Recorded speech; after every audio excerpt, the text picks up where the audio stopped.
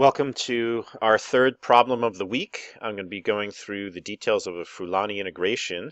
The title is a tough Frullani problem. We must regularize because it's going to be introducing some additional subtleties that you might not have recognized when you first tried to do this problem in class.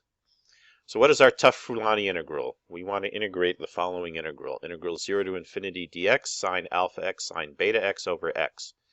Now at first glance this doesn't look like a Frullani integral at all. Frullani integrals require the same function evaluated with a parameter a and with a parameter b, and the difference of them divided by x. But if we recall the trig identity that sine alpha x sine beta x is 1/2 cosine alpha minus beta x minus cosine alpha plus beta x, and we plug that into the integral, then what we find is we get the integral we're after looks like 1/2 integral 0 to infinity dx cosine alpha minus beta x minus cosine alpha plus beta x divided by x. Now this looks like the Frullani form. It has a equals alpha minus beta, and it has b equals alpha plus beta, but when you try to evaluate it, you find it doesn't quite work because the integral doesn't really converge. I would have to evaluate the function f of x, which is cosine ax, or cosine alpha x. I have to evaluate that in the limit where x equals infinity. Well, what is cosine of infinity?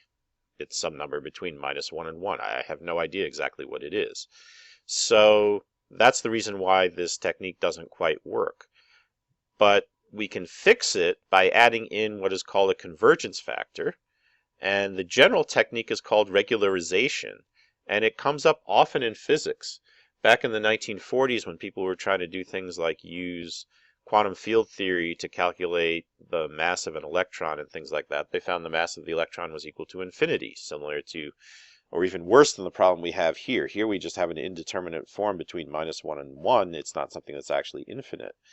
And the idea of regularization was brought in to deal with these different kinds of infinities in a systematic fashion. And as I said, it comes up often in physics, so you're going to encounter it later in your physics careers.